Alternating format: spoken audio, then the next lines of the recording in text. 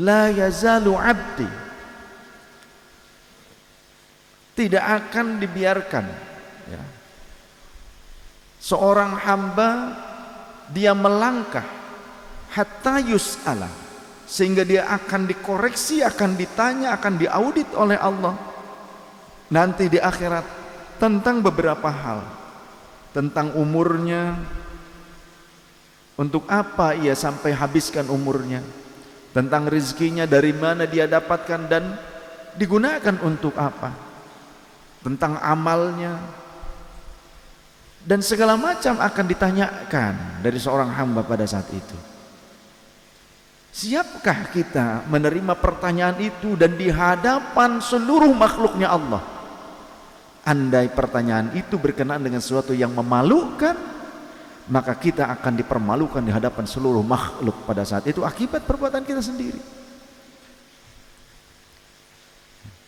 Kamu punya Quran di rumah? Punya. Berapa kali setiap hari kamu membaca, berapa ayat? Enggak. Kamu punya handphone? Oh, punya 2. Berapa kali sehari semalam kamu buka dan kamu baca isinya? Oh, tiap waktu. 5 kali lebih ya Allah, gitu kan. Berarti lebih daripada sholat yang aku wajibkan kepada kalian, lebih ya Allah. Berapa kali? Mungkin dari mulai bangun pun kami sudah lihat ponsel, sampai kami tertidur itu tidak tahu, tidak terasa ponsel masih menyala. Begitu kan? Ya Allah. Tapi kita ngaku I love you Allah, pret. I love you Rasul, pret. Cinta itu harus ada realisasi. Buktinya setidaknya itu, mudah-mudahan bisa jadi manfaat. Kemudian jadi tentang qada tadi ya, mau puasa yang wajib, mau sholat yang wajib, kapanpun kita bisa melakukannya. Ba'da subuh mengqadha sholat zuhur, asar, maghrib, isya pun boleh. Kemudian ba'da asar pun boleh. Yang tidak boleh dilakukan sholat pada saat itu adalah sholat sunnah mutlak di luar Makkah, tanah haram Makkah.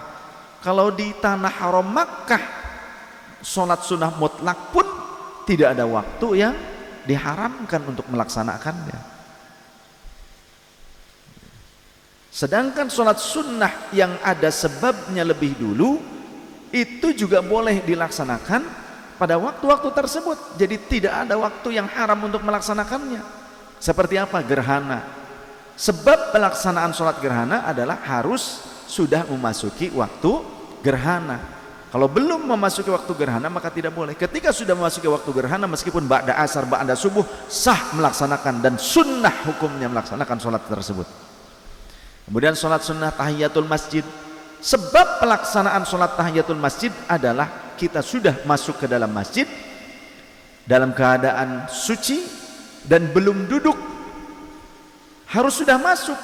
Jadi kalau yang kemarin ikut sholat id kemudian ke bagian tempatnya di luar masjid, di luar bagian bangunan yang biasa digunakan untuk sholat berjamaah, termasuk bagian serambi juga bisa untuk sholat berjamaah, ini mah di luarnya, di luar serambinya, di bagian parkiran, di lapangan, kemudian berangkatnya itu ba'da subuh dan belum memasuki waktu isyraq, kemudian sholat sunnah tahiyatul masjid, nah ini berkelek namanya ya, nggak sah dan haram.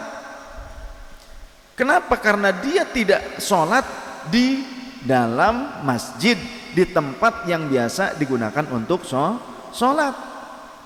Di lapangan bukan bagian daripada bagian tempat sholat di masjid. Jadi tidak bisa melaksanakan sholat tahiyatul masjid di situ ya, apalagi di jalan. Usolli sunnatat tahiyatat tariqi, begitu.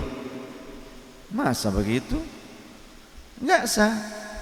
Atau di parkiran, usolli sunnatat tahiyatal parkiran, nah enggak ada ya. Jadi enggak sah karena belum memasuki waktu isyraq. Dan juga kalau sholat tahiyatul masjid di luar masjid ya tidak sah berarti. Ingat ya, ingat itu. Ini banyak kejadian-kejadian apa namanya tuh, bukan lika-liku ya, serba-serbi pada musim hari raya. Termasuk kita banyak menyaksikan orang-orang yang menyembelih hewan kurban itu dengan ragu-ragu. Banyak orang menyembelih hewan kurban ragu-ragu, awas, itu menyiksa. Menyiksa. Menyembelih hewan kurban tuh jangan ragu. Bagi yang ragu jangan, pasrahkan kepada orang yang mampu. Ya. Jangan seperti itu, dosa itu. Rasul sallallahu alaihi wasallam harus cepat menyembelih, itu harus cepat. Ketika sapi yang dikira oleh kita, sapi itu kalau diprediksi oleh kita kulitnya agak tebal, agak alot, maka dalam penyembelihan hewan sembelihan manapun, yang pertama adalah tajamkan dulu senjata yang kau gunakan. Golok, pisaunya harus yang tajam. Kalau sekiranya akan mudah ketul, mudah tumpul, maka investasikan untuk membeli senjata dengan bahan yang terbaik, ya, dengan bahan yang terbaik, yang tidak mudah tumpul terkena kulit ataupun bulu, yang khusus untuk sembelihan, bukan untuk tulang. Kalau untuk sembelihan khusus sembelihan, jangan dipakai untuk tulang, untuk bambu, untuk apa nyembelih korban judi online, jangan, kasihan ya. Tapi juga jangan dikasih bansos. Ini juga ampun dah ya, banyak pejabat yang jadi mafia juga. Buktinya mana? Oh banyak kan menteri-menteri yang ditangkap karena korupsi, termasuk menteri sebelum yang sekarang, menteri Kominfo juga, ya kan, korupsinya gede-gedean. Menteri pertaniannya juga korupsinya gede-gedean. Dulu juga ada menteri agama juga itu. Jadi udah mafia udah ada di mana-mana. Masih banyak yang berhak untuk mendapatkan jatah uang pajak kami, termasuk wahai para wakil rakyat. Jangan mewakili mafia, atau jangan-jangan jenengan jadi wakil rakyat tuh padahal jenengan itu pimpinan mafia. Jangan-jangan kalian yang telah menyetujui anggaran ini untuk itu lain sebagainya, pengalokasian APBN kan di DPR ya. Anggota DPR tergantung pimpinan-pimpinan partai. Maka jangan sampai menjadi pimpinan partai, menjadi anggota DPR, tapi tidak mewakili hati nurani rakyat.